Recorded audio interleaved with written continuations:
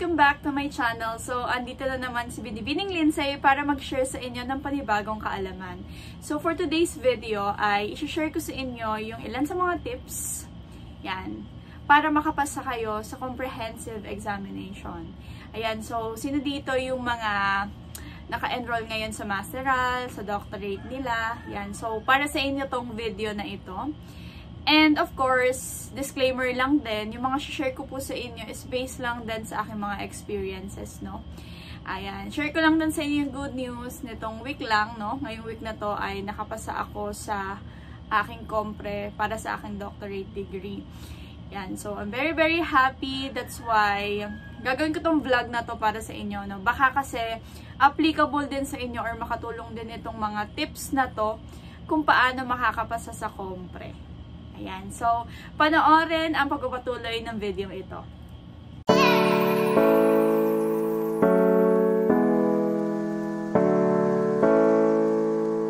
Okay, so simulan na natin, no, yung mga tips natin kung paano ba kayo makakapasa sa comprehensive exam. Okay, so actually, itong i-share ko sa inyo is based lang din talaga sa mga experiences ko.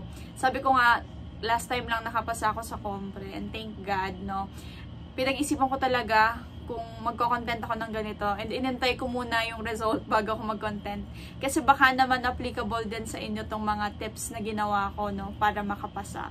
Okay, so ang i-share ko sa inyo is yung mga tips ko sa pagre-review and then sa pagsagot ng mga questions kapag nag-exam na kayo. Okay, so simulan na natin sa una. Okay? Sa una, ang nakalagay ko dito is organizer reviewer. So, yun yung first step, no? Or first tip na masasabi ko sa inyo, no? So, kailangan mo munang ayusin or i-organize lahat ng gagamitin mo sa pagre-review mo. Like, for example, yung mga notes mo per subject, yan. Yung mga PowerPoint na ginamit, yung mga reports ng mga classmates mo, or anything na information tungkol dun sa mga lessons na na-discuss sa iyong masterate and doctorate class, no? Okay, so yun yung una kong tips na masasabi kasi sobrang helpful niya sa akin. Ang ginagawa ko kasi talaga, so kung naka-enroll pa lang kayo ngayon, no? So ipunin nyo na yung mga notes or yung mga information per subject. So ang ginawa ko, gumawa ako ng file talaga per subject. For example, this major subject, yan, yung mga cognates, magkakasama siya per file para kapag binalikan ko siya pag nag-review ako, hindi ako mahihirapan. Aside from that, yung mga notes, no? So i-organize natin then per subject para hindi tayo mahirapan pag nag-review tayo. So yun yung una kong tips na mabibigay sa inyo. I-organize nyo muna lahat ng material na gagamitin nyo sa pag-review. And kung naka-enroll ka pala ngayon, at yun nga, magko-compre ka rin naman, ganun na yung gawin mo. Pagsamasamahin mo na yung files para dun sa certain subject na yun. Okay, so that's number 1. Okay, so number 2, nakalagay ko dito na nalist ko, plan and plot the schedule of your review. Okay, so plan and plot. Ibig sabihin, kailangan mo siyang planuhin kung kailan ka magre-review, ano muna yung re-reviewin mo. Yan, ako ang ginawa ko personally, plinano ko muna kung paano ko re-reviewin. Major subjects lang ba muna or minor subjects, cognates lang ba muna, yan. So, in-schedule ko siya at plinat ko siya sa, kahit sa computer lang, no. Ang ginawa ko, yan. So, dahil yung compre namin, if I'm not mistaken, ay February, yan. So, yung month ng November, December, January. Yan. So, 3 buwan yun. Pero hindi naman yung 3 buwan na yung dire-diretso ako nag-review. No? Nag-plot ako ng schedule na for the month of November, eto lang muna mga major subjects na ito yung maging focus ko. Ilang days per subject ko re-reviewin. So, ganun ko siya plinat, no? May schedule. Hindi yung for today, kailangan eto muna na subject na to, tapos tatalon ako sa cognates, yan. Hindi, no? Talagang may plinat ako ng schedule para doon sa bawat subject na yun. Kasi nakakatulong siya para yun lang din yung maging focus mo. Okay? So, ipaplan mo muna or ipaplot mo muna yung schedule ng pagre-review mo. And sa pagpaplot mo ng schedule, kailangan may pahinga ka rin doon, no? So, wag kang ginagy rin mag-review kasi hindi yun maganda kapag everyday ka nagre-review, every night, every morning. Ewan ko lang ha, based lang naman siya sa experiences ko. Wag kayong sobra-sobra ring nagre-review, no? Kung ano lang yung kaya, kung hindi mo feel or masakit yung ulo mo or something, or may sakit ka, wag mong pilitin mag-review kasi baka mas lalong mag-suffer yung nire-review mo or mas lalo mo siyang hindi maintindihan. So, that's number 2, no? Plan and plot the schedule of your review. Okay, pangatlo kong nilagay dito, karugtong lang din naman siya ng plan and plot, is yung review one topic at a time. Kasi, kaya ka nga nag-plot ng schedule mo para hindi rumble-rumble yung nasa utak mo. Tulad nga ng sinabi ko, for the month of November, ang re-reviewin ko lang muna is yung mga cognates, no? So, yun lang muna yung magiging focus. So, lagay ka dyan, ilang araw mo re-reviewin itong subject na ito or yung topic na to. Let's say, 3 days mo siya paglalaanan ng review, tapos 3 hours lang per day yung review mo, ganon. One at a time. Hindi yung today, ang re-reviewin ko cognates, merong major, merong minor, rumble-rumble na, one at a time. Kasi mara-rumble-rumble din siya sa utak mo at hindi siya mag-retain. Okay? So, isa pang ginagawa ko kapag nag-review na ako ng isang certain topics or certain subject, pinabasa ko muna yung mga, especially yung mga ginawa kong review doon sa topic na yon, report ko doon, or kung may papers na pinagawa yung prof ko, binabasa ko siya ulit. Yan. Basa-basa lang. And then, pagkatapos nun, nagno-notes ako. Yung nabasa ko or naintindihan ko, nino-notes ko. For example, sa amin kasi meron kaming major na pagsasaling wika. So, ang ginawa ko doon sa pagre-review ko doon, binasa ko muna yung mga notes ko doon, yung mga reports doon, yung ilan sa mga review doon, or papers, or researches. Yan. So, binasa-basa ko lang siya. Not to the extent na babalikan mo yung sobrang haba na discussion. No? So, ang ginawa ko after ko mag-review, kung may na-retain sa akin, sige nga, nag-list ako ng ilang mga concepts tungkol doon sa one subject lang na yun, no? Concepts, then sinulatan ko kung ano yung idea na naaalala ko doon sa na-review ko or natutuhan ko. So, ganun siya, no?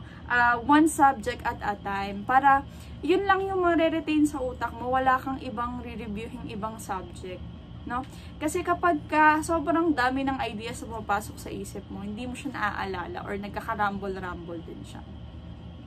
So, yun. One subject at a time. Plot your schedule. Yan. So, kung ngayong week na to, isang subject lang, then pahinga ng konti, ng isang araw or dalawa, then yung next subject naman. So, sa akin kasi effective siya, no? So, try nyo. Ayan. So, yun yung pangatlo. And then, dun sa pang-apat naman, yung nilagay ko dito is make an outline. So, dito, i-practice nyo siya habang nagre-review kayo para kapag yung talagang examination day na, ma-apply nyo siya. Ano tong make an outline na to? So, let's say, tapos ka na mag-review sa iyong mga subject. So, isang technique na pwede mong gawin is gumawa ka ng isang question per subject. Okay? So, let's say nga sa pagsasaling wika, no? Yun yung isa mong subject. So, gawa ka ng isang question dun sa pagsasaling wika. Or pwede mo ring hingian yung mga classmate mo o baka may questions, baka gusto nyo maggumawa tayo ng tanong, tas try nating sagutan. Yan. So, pwedeng ganun, no? Kung meron kang ka-partner sa pagre-review, so maganda rin siyang practice. So, let's say may question ka na. Gawan mo ng outline yung pagsasagot mo dun sa tanong na yon. Okay? So, paano ba yung outline? So, ganito yung ginawa ko. Nilist ko rin talaga siya, no? Kung paano ko in-outline yung magiging sagot ko. So, pag nag-outline tayo, syempre outline nga, so balang, kasi hindi pa yun yung pinakasagot mo. Parang ililista mo pa lang doon. So, first question, ano ang pagsasaling wika? Let's say, yun yung question. Okay? Or what is grammar translation? So, yun yung unang question, example lang sa compre. So, gagawa muna ako ng outline ng sagot ko. So, paano ko siya in-outline? Meron din siyang parts, no, sa pagsasagot. Tekniko lang to ha, sa sariling tekniko lang din siya, no. Okay. So, sa una, introduction. Paano ko sasagutan itong tanong na to or paano ko siya i-introhan? So, gagawa muna ako ng outline. So, ano kayang pwede siguro muna ako maglagay muna ako ng konting history about sa pagsasaling wika. So, yun yung una kong outline. Wala lang, ang nilagay ko lang sa isa lang munang paper sa outline ko para sa first question, introduction, maglalagay ako dito ng konting history, yan, or konting question. Yun yung introduction ko. And then next ko is presentation of the concepts. So, pagkatapos ko maglagay ng konting history dun sa first paragraph ko, yung second paragraph ko naman, ipapakalala ko na yung dinidiscuss kong concepts, which is yung pagsasaling wika. So, pwedeng maglagay na ako dyan ng ilang information or definition ng pagsasaling wika. Kasi nung una mo, yung sa introduction mo, nagbaka mo na ng history ng kaunti, no?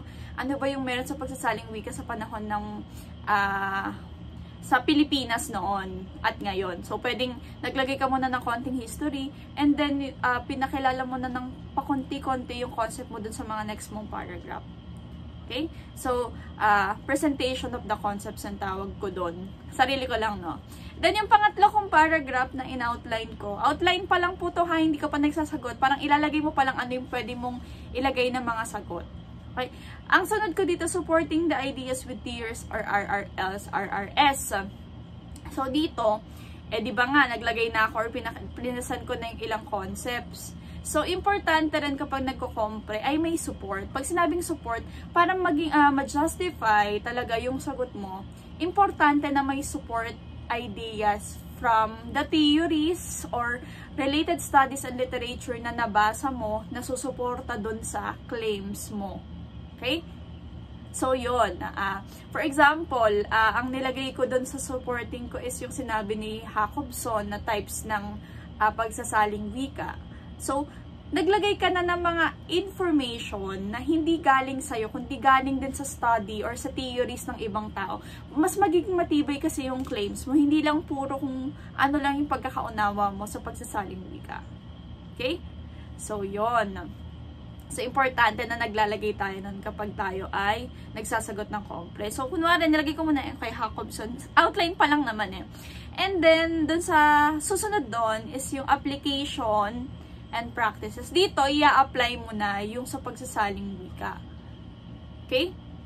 So, sa Pilipinas, like for example, saan ba natin makikita or saan ba na-apply itong pagsasaling wika or sa everyday natin ginagawa sa pagtuturo natin kung teacher ka or translator ka.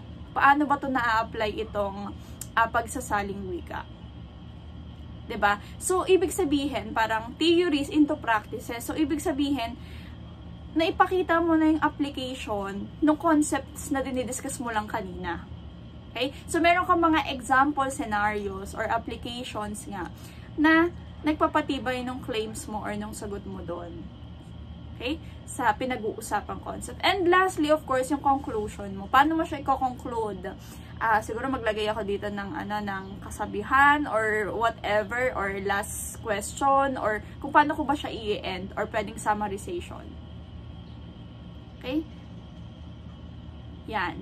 So, ganun ko siya in-outline. Outline pa lang yun kasi naglalagay ka pa lang naman ng key ideas each part. So, ganun ko siya in-outline. And yung outline na yon, yun din yung makikita sa pinakasagot ko na kapag nagsagot na ako nung question sa compre. Yan. So, matagal ba siya? Makakakain ba siya ng oras? Hindi. Kasi, ikaw nag-outline na, pansinin nyo ha, ganito kasi yung nangyayari. Kapag hindi ka nag-outline, at sinagutan mo agad yung isang question na hindi ka handa kung ano yung ilalagay mo doon, malilito ka. Kasi sobrang dami mong ideas. Pero pag nag-outline ka, gamit yung mga binanggit ko nga, 'di ba? So, hindi sabog-sabog yung idea. Sunod-sunod yung idea. Kumbaga, merong talagang smooth yung flow or seamless siya basahin. Kasi, nagbigay ka muna ng konting history or ng introduction or questions, then present mo yung mga concepts tungkol dun sa question na sinasagot mo, and then naglagay ka ng support mo, ng claims mo, naglagay ka ng application mo, and then nag-conclude ka. 'Di ba? So, ganong flow. So, meron ka na agad outline. Pwedeng, ako kasi, ang ginagawa ko, in-outline ko muna per question. Halimbawa, may mga tanong.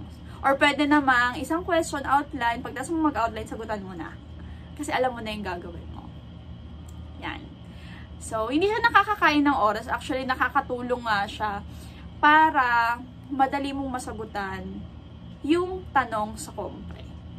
So, yun yung masashare ko sa inyong tips, no? Yun yung pinaka-importante din talaga. Kapag mismo nagsasagot ka na ng araw na yun, or i-practice nyo rin siya habang nagre-review kayo. Sabi ko nga, maggawa kayo ng question na natandaan or naunawaan nyo dun sa topics na yun, and then try nyo siyang sagutan. Ayan. So, makakatulong din kung meron kayong mga kapartner sa pagre-review. Yan. Meron kasi akong kapartner sa pagre-review, ka-classmate ko din siya, no? Pero, yun nga, last day lang kami talaga nag-review. Pero nagpalitan kami ng tanong and ang answers, no? Nakakatulong din talaga kapag may kapartner ka sa pagre-review. Pero kung wala, pwede mo naman tong i-apply pa rin tong mga tips na to. And lastly, of course, do not rush and review your answers. So, that will be my last tips, no? Huwag ka magmadali. For example, sa isang question, merong isang oras or 30 minutes mong sasagutan. Tapos 10 minutes mo lang siya sinagutan. Tapos okay na to. May sagot na ako, may idea na ako. Ito lang naman yung sagot, no? Wala lang, nagbigay ka lang ng impression mo or ng sagot mo tungkol dun sa isang question na yon. So may possibility na bumagsak ka kasi bukod sa minadali mo na siya, hindi ka pa naglagay ng mga important information na susupport dun sa claims mo or dun sa sagot mo. Kailangan kasi maging matibay yung ginajustify mo dong sagot or ine-explain mo dun. Hindi pwedeng sarili mo lang galing, no? So, makakatulong akong i-apply nyo yung mga binigay kong concepts kanina kung paano nyo siya pagsusunod-sunuring sagutin. Yan. Ito, disclaimer lang ulit, no? Hindi ko naman ini-install sa inyo na dapat ganito yung gawin nyo. Ideas lang naman to or tips lang naman to para madali nyong masagutan yung compre nyo at the same time is yan, makapasa. Kasi nung in-apply ko siya, nakapasa ako, 'di ba? So baka sa inyo applicable din siya, share ko lang naman, no? Pero kayo pa rin naman 'yan. And of course, lastly, review your answers. Pag nakatapos ka ng pagsasagot sa isang tanong, basahin mo siya kung may oras ka pa naman. Para lang makita mo or per part. Kung susundin mo yung outline ko, basahin mo siya per part kung may gusto ko pang idagdag. Ayan, ganun. Huwag ka magmadali kasi minsan sa sobrang pagmamadali natin na sagutan yung isang tanong tapos sinagutan mo nga pero kulang yung claims mo, doon tayo bumabagsak. So, basahin nating mabuti. Kahit matapos pa silang lahat ng mas maaga tas ikaw nagsasagot ka pa lang at nag-outline ka pa lang or something, hanggat may oras pa, ilaban mo siya. Okay? Ayan, meron kasing nagtatanong, kailangan ba mahaba or maiksi yung sagot? Hindi naman, no? Pero basta na ilagay mo na yung mga information na essential dun sa tanong, pwede na yon, no? Pero kasi yung sa akin, kung ginawa ko tong outline na to or yung mga steps ko dito, mahaba kasi talaga yung naging sagot ko. No, mahaba kasi talaga siya. Kung susundin nyo din tong ganitong format, no, magiging mahaba yung sagot nyo. Pero, etong format na to, I'll make sure naman na essential to dun sa tanong na tinatanong. Hindi to puro mema lang. Kasi nga, may matibay na justification, may support, yan. May practices or merong application, may conclusion, yan. So, yun yung ilan sa mga tips na pwede kong ma-share sa inyo kapag kayo ay nag-compre. Yan. So, sana po ay nakatulong sa inyo tong content ko na to. And kung ikaw ay magko-compre, yan. Pinaka-final tips ko sa inyo, kung naka-enroll pa lang kayo ngayon, makinig na kayo sa discussion. And maging masipag kayo sa pagsusulat. Yan. Sa paggawa ng mga research nyo, ng mga papers nyo. Kasi sobrang laking tulong niya.